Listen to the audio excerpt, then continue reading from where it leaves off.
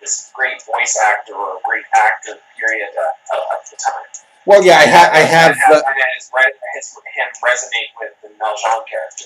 Yeah, and so this great, I think I call him Raimi Bolder-Lively or something, the Nicastron actor. You know, so he's sort of the James Earl Jones or the great Shakespearean actor, if you will, of that era. And they live in an era too where they have the de facto internet where something can happen, you know, 100 light years away, and within 30 seconds, people know they have this thing. And again, this is what you call sci-fi fudge kind of talk, in that, you know, I think I call it plus space or something, you know, that there are ways to circumvent and get messages that go faster than light too. So, you know, but, you know, each planet is its own governing body, whether it's part of what I call the Galactic Union or the goo.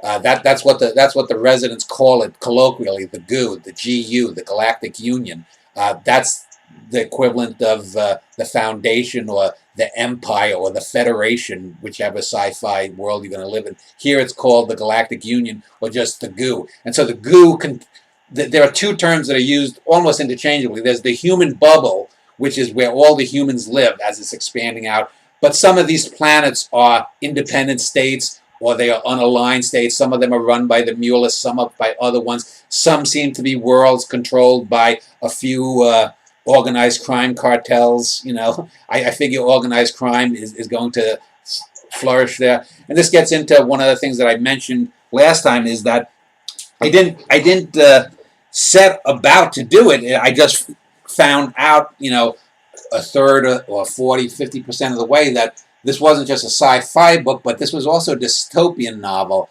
And calling it the goo turned out to be a good thing, because when we think of goo, we generally think of, I think the original term refers to oil, something that's black and sticky and smelly and nasty. And there are other types of goo, but the idea that humanity is somehow poisoning the galaxy as it spreads out with its own ethos. I mean, we still hear about corrupt politicians. There are a few scandals that are briefly mentioned. Again, I don't go deeply into it, but since I'm giving 1,500 years of stuff, I give a little background about super smacks and how the systems work. I give a little history of the rapids and the dogfish that for centuries has tormented travelers across this certain region of the Milky Way. I give how the goo got started. There was the Human League, which is I didn't think of it at the time, but there was a 1980s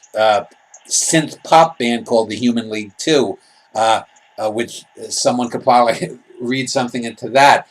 So there's all of these little things that go in, and it's a lot of details. Names themselves too, where people are called Napoleon Bonaparte, a few other things. Those are a nice touch there too, very subtle, of creating this dystopia. You know, where they have these exaggerated sort of names, and then they also have some other exaggerated characteristics, some quirkyisms. On other planets, for instance, there's this society that worships Kipling and his poems, because some of the creatures that are inhabiting it are drawn to it because it makes a similar sound that only they can hear. Yeah, well, and they worship Kipling out of this. Yeah, Kipling, who I mean, Kipling was not the greatest poet, but he was a solid poet. But he's more known for his Jungle Book stories. But he's the avatar of colonialism, and that's one of a couple of instances where I show there are these cephalopoid creatures on Shoni, the planet of the Shon, that seem to be descendants of, or maybe they were manufactured by the Shon, because we later find out that Shon, the planet of the Shon, isn't the original planet of the Shon. It was somehow destroyed, and this may get back to the Krell-like parallels that I have with the Shon. Maybe the Shon, before they became godlike, accidentally destroyed their own world, and they built this world. And they have these cephalopoid creatures on them, which may have been unascended Shon. But then there's also a moon called Ik-Bruton, where there are called the liquid races, which again is a nod to the Star Trek, the Deep Space Nine, where they had these shape-shifting beings, these elasmorphs and whatnot. So there's again stealing something from Star Trek, but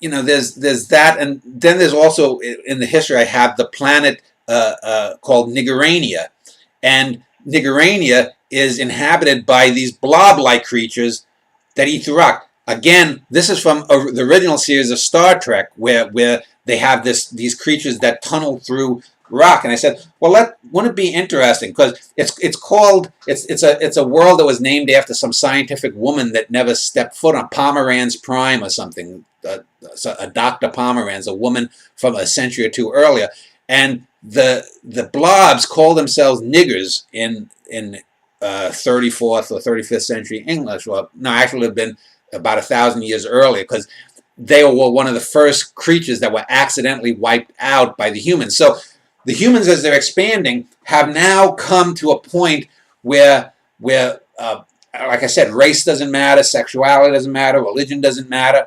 But so here they're confronted with these creatures that call themselves with this ancient slur that hasn't been used for 500 or 600 years by humans, called niggers.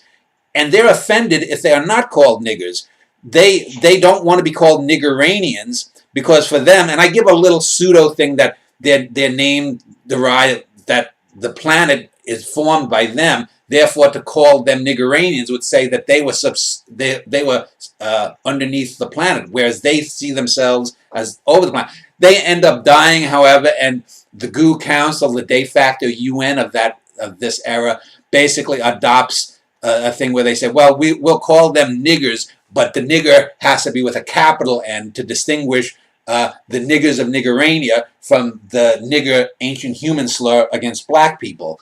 And so that, and the thing with Kipling, is a way to sort of mock some of the silliness of political correctness and where it can go overboard, because I can imagine, a situation like that happening, where a word, the translated word, at least into English or whatever that becomes the lingua franca of humanity going forth, might seem offensive to us, but to not use it would be far more offensive to the creatures that are using that term. So